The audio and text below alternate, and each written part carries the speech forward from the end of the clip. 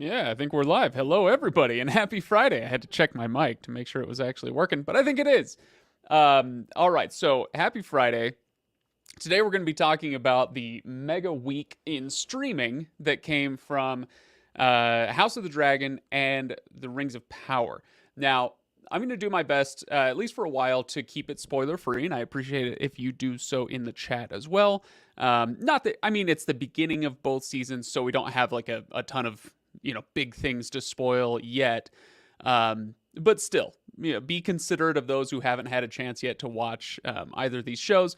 But we're going to kind of talk around, what the issues, the issues around both of them, how they were anticipated, how they seem to be performing so far, that sort of thing. So, all right, so that's what we're going to be doing today. I'm going to start with a poll.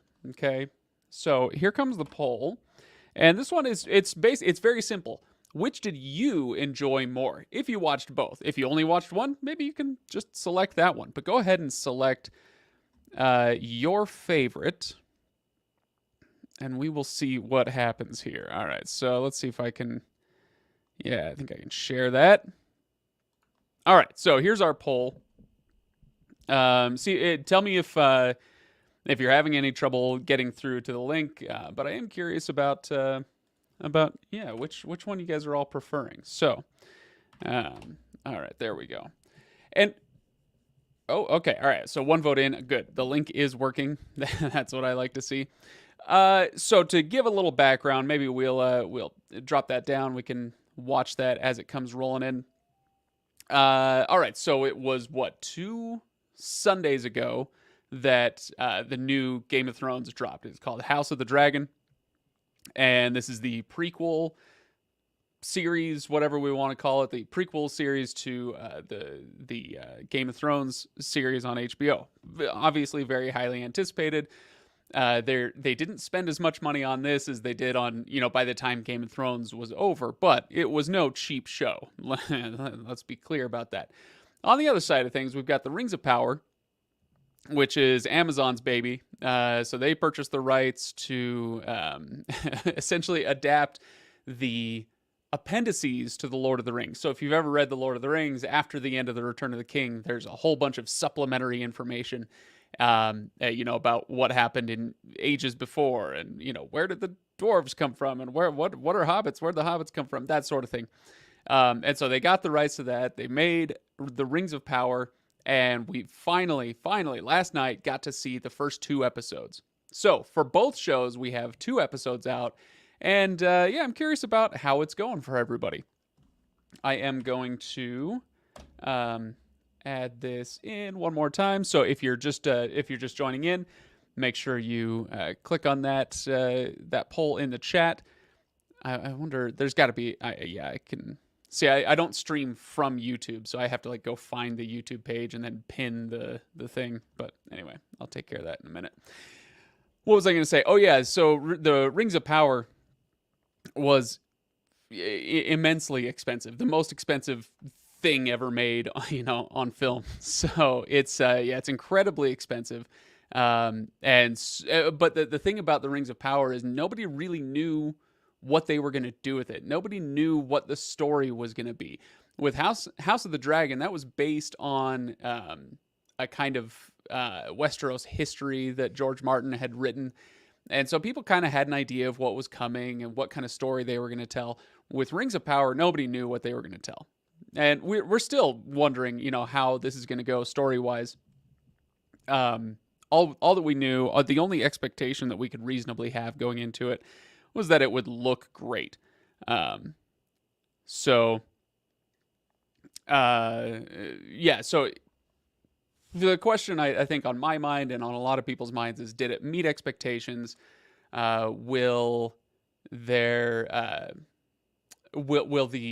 ratings for either of these shows justify the cost, justify the hype, that sort of thing? Okay, so that's our table setting. Let's see where we're at. Mel has never seen Lord of the Rings nor Game of Thrones. Well, Mel, you know what? You are missing out. You are missing out, for sure. Let's see. Carlos loved Lord of the Rings much better. So I assume you mean the Rings of Power. Okay, all right. That's cool.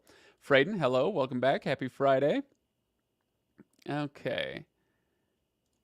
You've never seen one single Lord of the Rings or Game of Thrones. Well, don't worry. This stream isn't it's not just going to be about the content. Like I said, we're going to try not to spoil anything. And so if you haven't watched them, that's all right.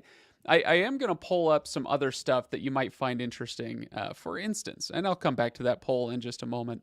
Right now it's 4-2 in favor of House of the Dragon. But I wanted to. Okay, yeah, this I think will be a pretty interesting question going forward.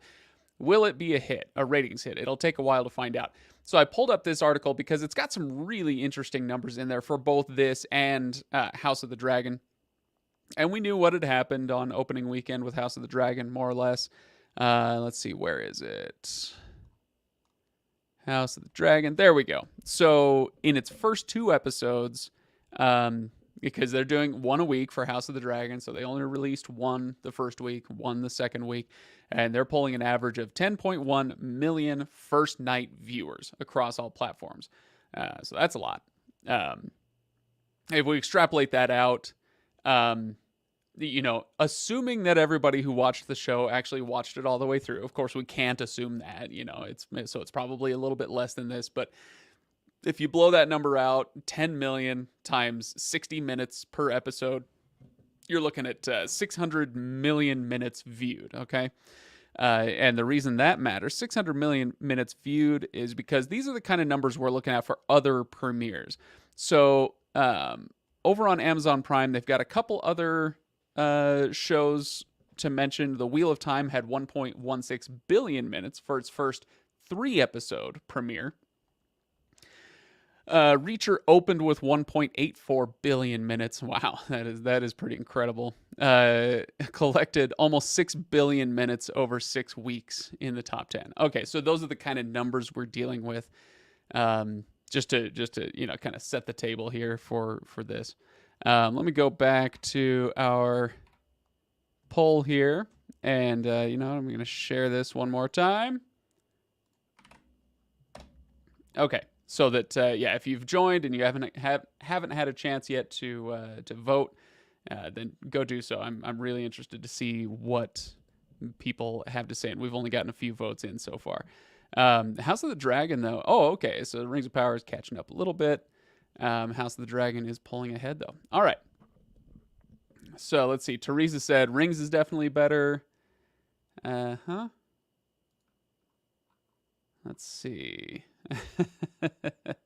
Where was it? Yeah, Mel. Yeah, you're definitely not the only one who hasn't watched any of this stuff.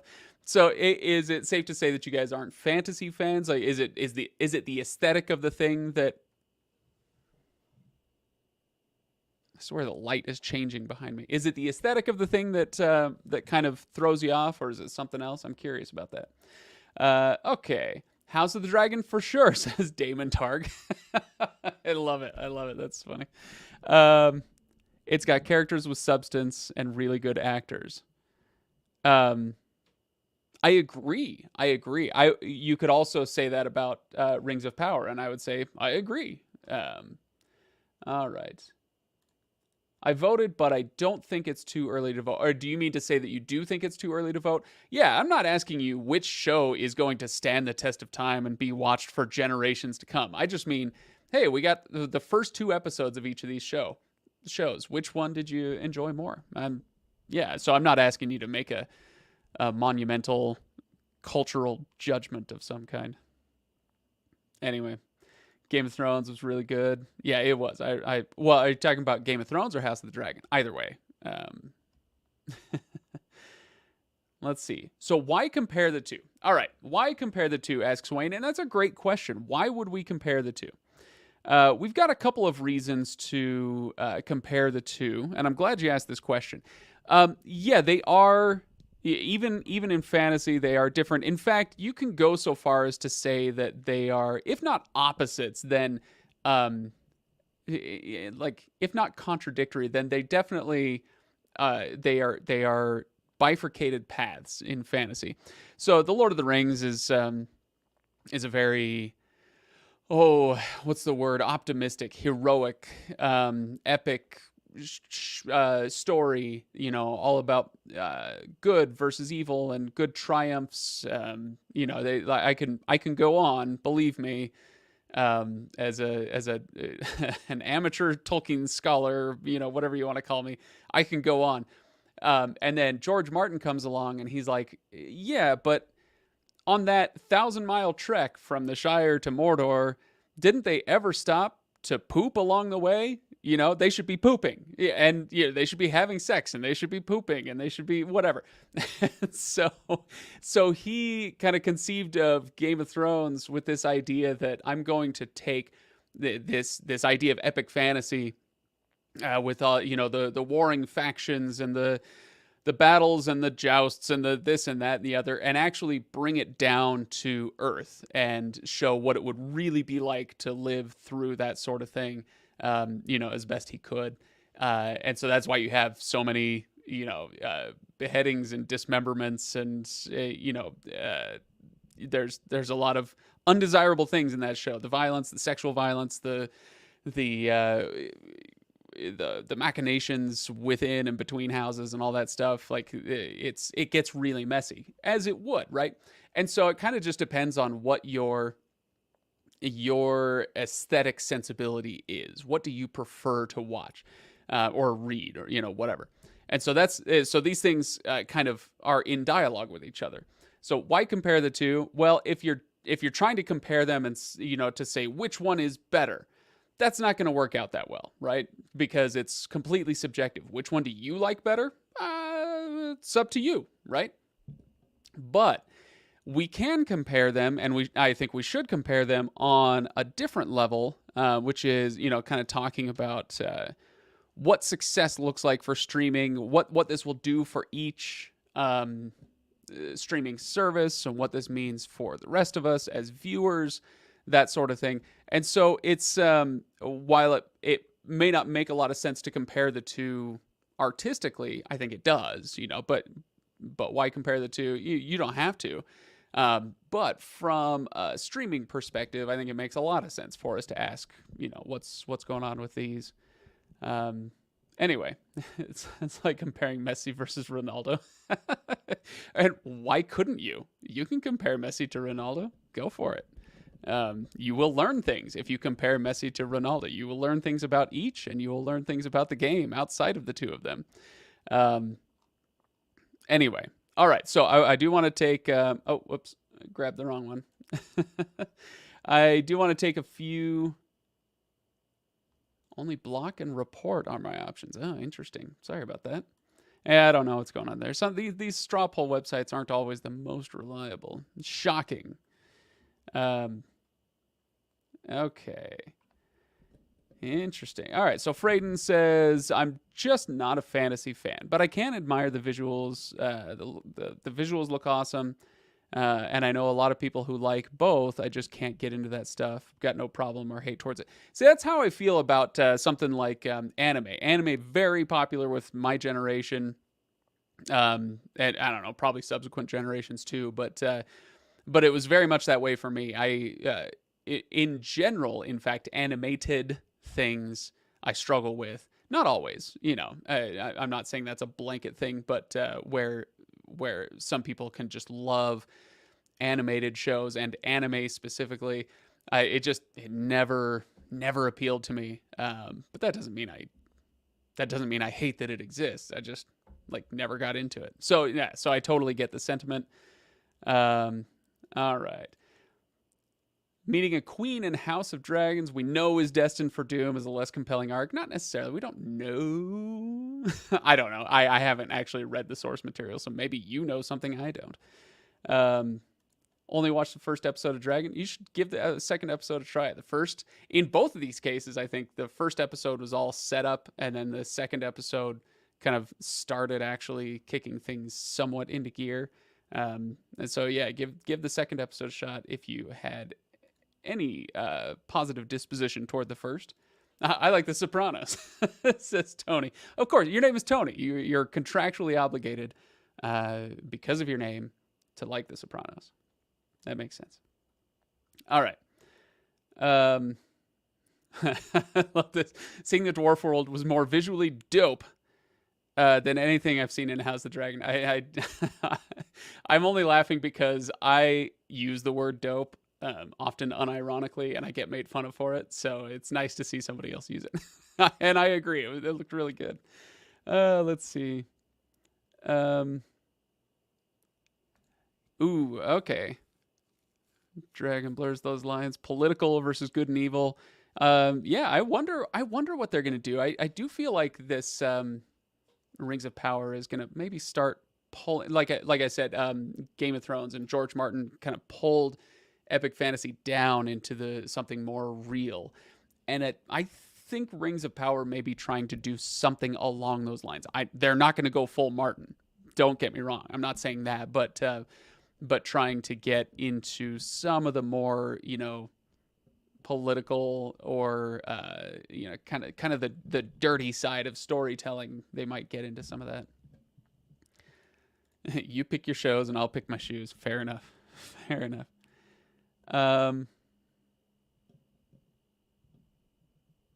In Lord of the Rings, I can't even look at that thing called Precious. Oh, Gollum.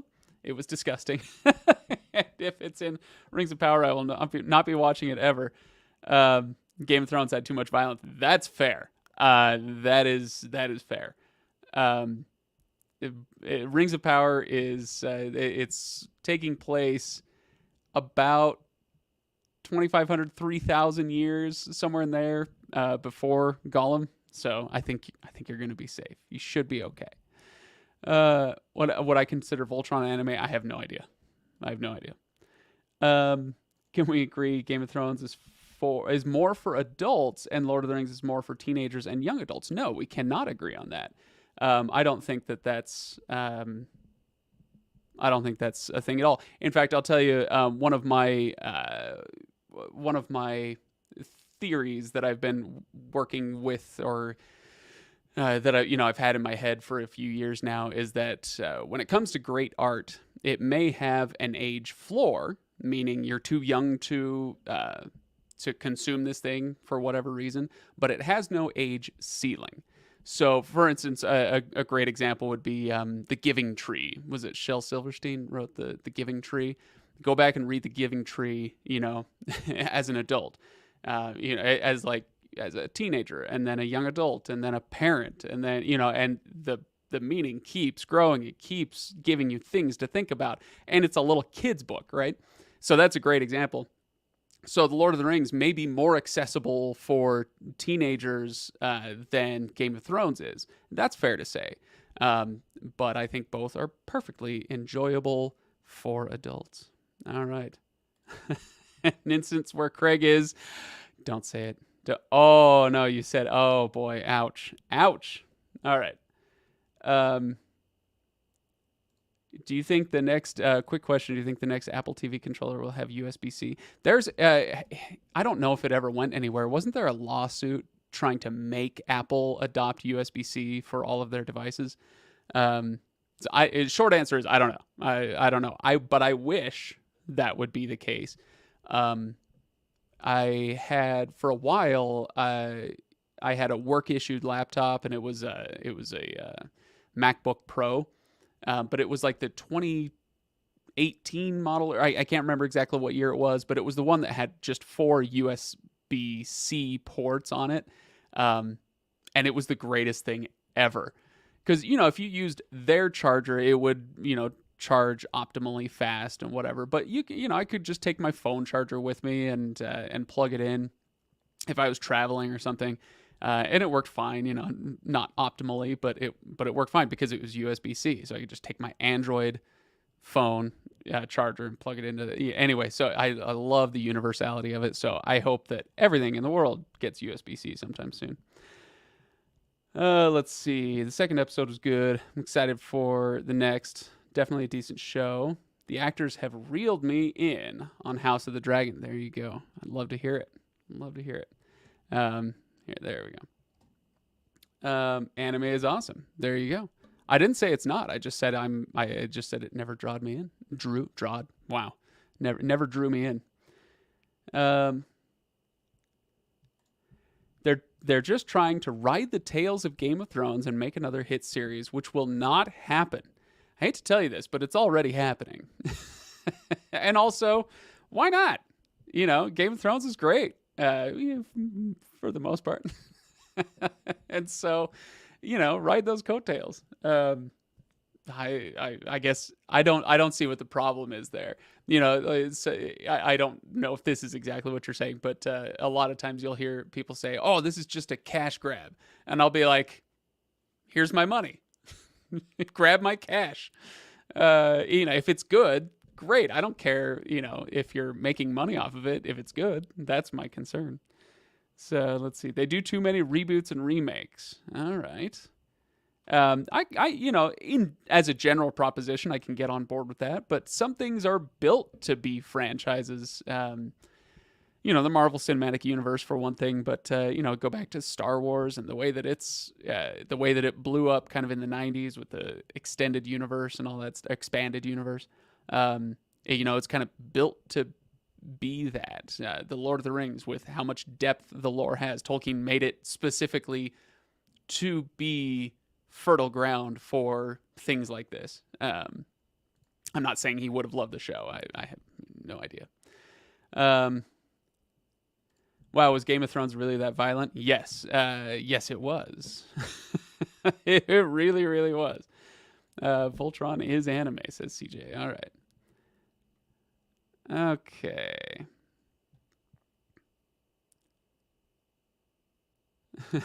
See, this is what we're talking about. Hashtag Craig is always right. Oh, where's my mug? Oh, it's on the other side of the room. That's what I get for actually using it.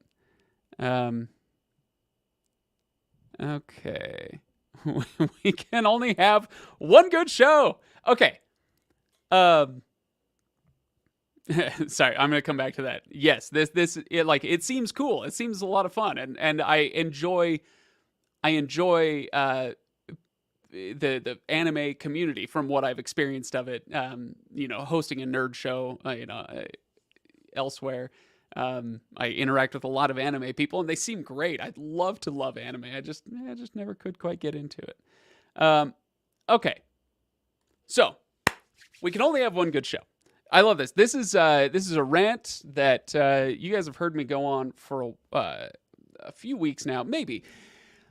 I can't remember exactly the last time I did this, but I want to bring this up just because I feel like it's important as consumers that we have at least some understanding of how the industry works. That we enjoy consuming products from, and the reason for that isn't so that we can all be cynical jerks or whatever. It's just you want to understand how the world works so that you're not it's like the old thing about if you're not paying for the product, then you are the product, when it comes to TV. So like if you with the like Peacock free tier versus Peacock premium paid tier, it's like you're not paying for it, so you're being served up ads, so you are the product, right? Understanding how that works so that you can make informed decisions. Anyway, it's in this case understanding how this streaming landscape really works for all these companies, I think is somewhat important. It's not vital, but it's somewhat important so that we can understand, so that we don't get sucked into a maelstrom of endless positivity or negativity, or you must watch this, or if you do watch that, you're a terrible person for some reason. There are news stories floating all over the place, and one of them I see a lot is the war between HBO Max or HBO and Amazon Prime. Who's gonna win? Who's gonna come out on top? And this drives me absolutely crazy. Don't get sucked into this stuff, because it does kind of encourage you. And I know Sobs is being facetious here. I'm just using this as a little bit of a catapult. But there are sometimes when they'll say, "No, you have to pick a side. Are you a Game of Thrones person or are you a Rings of Power person?" Ooh, and it drives clicks. It drives emotion, which drives clicks, which drives revenue, which so you see how that all goes. But it's just not. It's a false dichotomy. It was like when I was in college. When I was in college, the popular thing to ask was, "So, do you like the Dave Matthews Band, or are you a Jack Johnson guy?" And I'd have to respond, "Neither, thank you very much." But people get really upset that you weren't in one camp, right? And so it's kind of a similar thing. Anyway, um, uh, but with this, if you were to say 30 years ago, 20 years ago, all right, so this network is going up against this network, that would be potentially a legitimate comparison or a legitimate point to make, especially if they're airing something on the same night. Because, for all of you whippersnappers out there, shows used to air at a certain time, and if you missed it, you missed it. And then DVR came along, you could record shows with your VCR or whatever. But like it was on and then it was done, right? And so it's like, all right, this Thursday night comedy is going up against this Thursday night comedy. One of them's on Fox and the other one's on NBC. Who's going to win? We're going to battle it out. That was a legitimate way to look at things. But now it is not, especially with properties like this. In fact, it's kind of the opposite way of looking at things. Not quite, but almost, because we do all have a limited number of hours in our week, right? Okay, so we can't watch everything. I don't watch everything. You don't watch everything. We have to make judgment calls about what we're going to watch. However, these shows, let's just take these two specifically, but you could name other shows as well that kind of feed off of this sort of thing. It's much more of a symbiotic relationship than it is a competitive one. Because with Game of Thrones, with House of the Dragon or Rings of Power, if you do enjoy one, there's a good chance that you're going to go, you know what? Yeah, I do like watching fantasy on TV. Great. I'm going to give the other one a try. And, besides that, Game of Thrones comes out on Sundays. And this one, now Rings of Power will come out on Thursday nights, Friday morning, depending on where you are. And so they're not actually directly competing with each other. And in fact, they're helping each other. It's the old thing where you log into Spotify and it's like, hey, did you like this artist? Then you should give this artist a try. And the algorithm kind of learns to, deal with your tastes and what you enjoy. Anyway, so yeah, that kind of thing drives me crazy because I see how much fervor, both positive and negative, that it can whip up when certain media outlets, I should say most major media outlets, start telling you must hate this thing or hate this thing. You must love this thing or you can love this thing, but not both and not neither. It drives me a little bit crazy. So, all right, there we go. All right, I've got a little bit of my rant out. I've got more I could do, but I want to get back to what you guys have to say. Let's see. Sylvia thinks there's room for both. So do I. Star Wars and Star Trek, plenty of room for both. Yeah, I mean, that was always a weird one. Are you a Star Wars person or are you a Star Trek person? Por qué no los dos? Okay. Never saw Game of Thrones because I heard they totally ruined the last season. Yeah, for the most part. I think not entirely. There were certainly bright moments in it, but you know what? Even if you only watch the first 5 seasons, like, that is some of the best TV ever made. So, give it a shot. I watched Game of Thrones when I was in school. Ain't that violent? Always served the story. The second part, I think, is arguable, but largely true. But ain't that violent?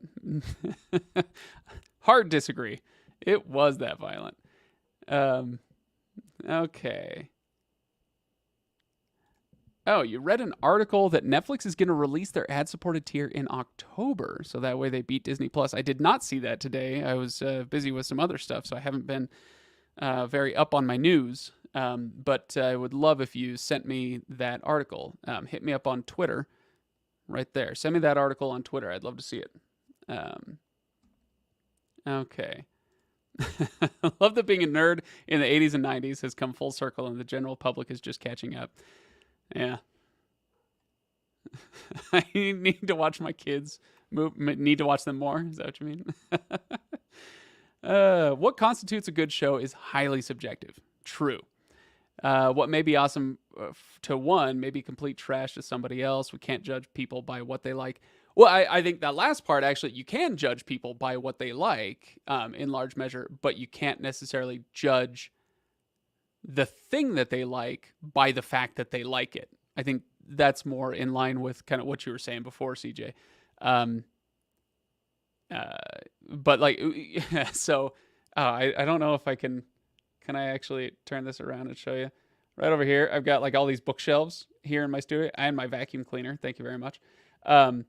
If you came into my studio and walked over to my bookshelves and just started looking at all the books on there, you could start to get a pretty good idea of what kind of thing I like to read, what kind of things I like to consume. So we can judge people by what they like. I'm not saying it gives you the full picture, like, oh, you like this TV show? I know everything about you. Of course not. But it gives you a start. I called it Walmart and Paramount Plus. Yeah. Yeah, that was in, it came about, I think, earlier in August. But that was in my video that came out yesterday. All right.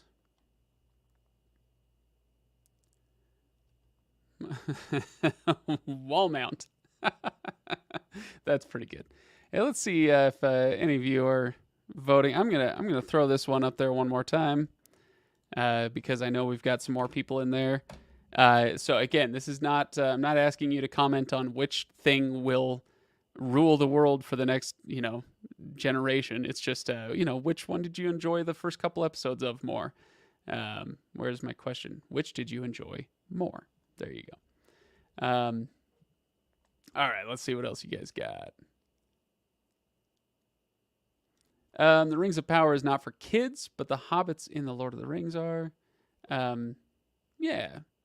It depends on the age of your kids. I haven't seen anything yet in Game of Thrones or in Rings of Power that's like that I would be fine with my 9-year-old watching it if he was fine with watching it. Some things he might find too scary, but I would be happy to leave that up to him. Let's see.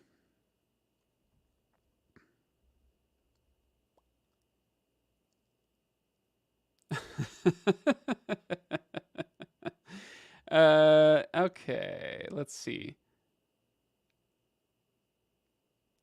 So, couldn't agree more with you. Why can't you like Coke and Pepsi? Why can't you watch The Sopranos and the Godfather movie?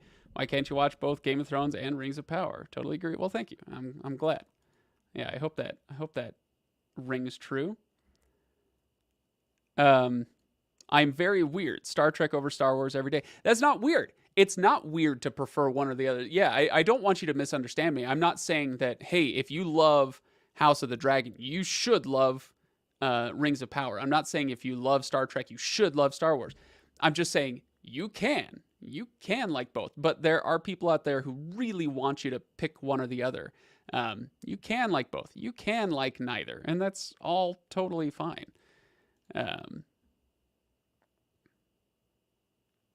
Woo, perfectly made, cinematographically speaking. There's a word for you.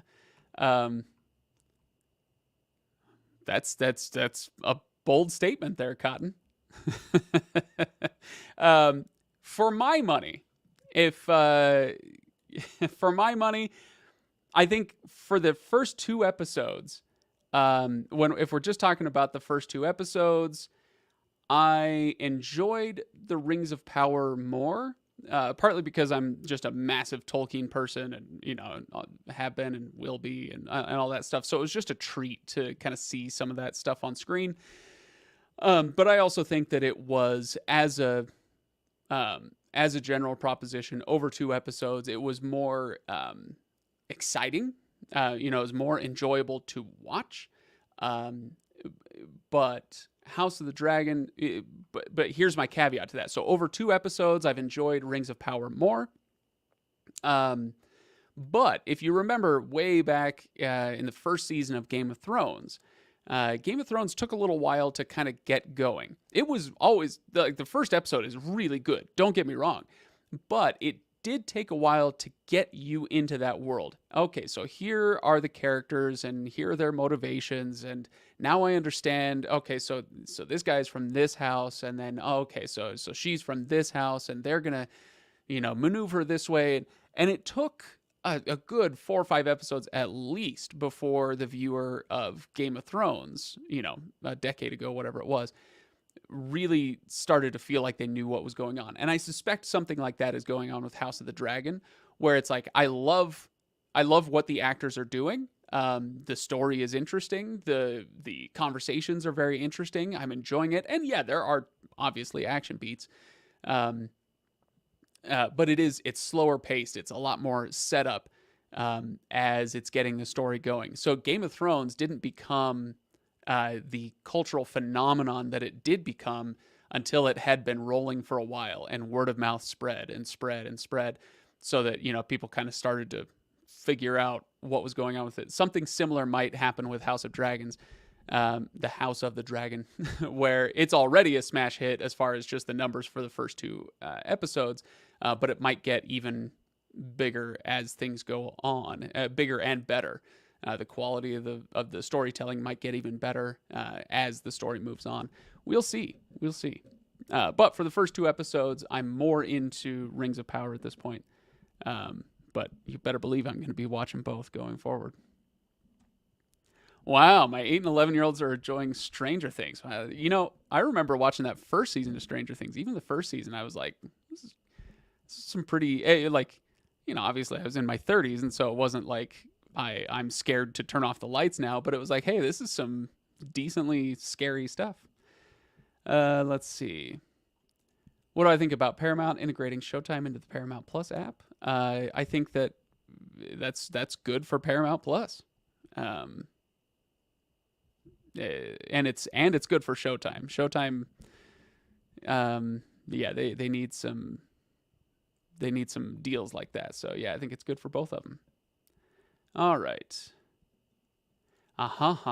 These streaming services must have a ton of money to create such expensive and extravagant shows like these two. Not necessarily. Couple thoughts on this. First of all, both of these were acquired and announced, and they began production before, if I recall correctly, before COVID kind of hit and just smashed everything to bits. I think House of Dragon might have began their production after COVID, but I'm pretty sure Rings of Power started before. Somebody could correct me on that. I might be mixing it up with the Wheel of Time, so I'm fine being corrected on that one. But anyway, point being, these things take years and years to finally hit your screen, and when these were both created, or both ordered, I should say, the streaming industry was still in its spend it like you're dying phase. Netflix couldn't burn enough cash, right? They just I don't care what it is, create the content. We need the content, right? And that was the environment that both of these were ordered in. It's only been in the last 6 months, maybe, if that the streaming industry has finally started to slow down and go, okay, hang on a second. Can we back up and just do, maybe a couple tentpole things here and there, but mostly mid-budget and lots of lower budget stuff. That's kind of the paradigm that we're moving into, it seems. But that's not where we were when they were ordered. So they must have a ton of money to create these expensive and extravagant shows. No, they go into a lot of debt. Netflix is buried under a mountain of debt. And they'll probably be fine. They'll probably be able to dig their way out from under it. Um, but but they go into a lot of debt to create all this content. Now, all right, so that's part one. go go ask Richard Zaslav what he thinks about how much money Game of Thrones costs, or Rings, or what's it called, House of the Dragon. I'm sure he's not thrilled. Um, Now, Rings of Power, on the other hand, has cost an ungodly sum of money. I don't actually remember the numbers off the top of my head, but it is crazy huge amounts of money. Now, why does that matter? Well, do we think that they're going to recoup, what was it, 600, 700 billion dollars, or yeah, sorry, million dollars? Yeah, all right, that's it. I got to look it up now. I'm looking it up. I need to know. Rings of Power budget. How much money did Rings of Power cost? It is rumored to have cost $1 billion to bring it to the small screen. Yeah. Okay. So yeah, I meant to say 700 million. Rumored to cost $1 billion for one season of Rings of Power. Unbelievable. Okay. So must have cost a ton of money to create such expensive and extravagant shows. But at a certain point, if you're Amazon and you're Jeff Bezos, it can be a vanity project. It can be, he's a giant nerd reportedly, and he loves Lord of the Rings, and so he's like, hey, we have a company with hundreds of billions of dollars in cash to burn, and so help me, we are doing this, and we are making the greatest Tolkien thing ever to hit the screen. And I'm not saying that they achieved that. So you put it down. But my point is, he can go out there and say that. And in Amazon's case, they're just like, yeah, we've got the money. Let's throw it at it, because he wants to see it, or the executives, or whoever, they want to see something awesome, and they're like, what, this is gonna. It's just it's a play for the Amazon Prime brand, maybe, even if it doesn't make its money back. It gets people for years and years associating the Lord of the Rings with Prime, and so they throw a lot of money around that, but that's not necessarily because they have a ton of it. And if they do have a ton of it, it's not necessarily because they're looking to recoup it with this title specifically. I don't know if that made any sense. Did I make a dodgeball reference? I don't know. Maybe somebody else did in the comments. I just watched it 2 weeks ago, maybe. So it's very possible that I accidentally made a dodgeball reference. House of the Dragon, says Sebastian, coming in hard for House of the Dragon. There you go.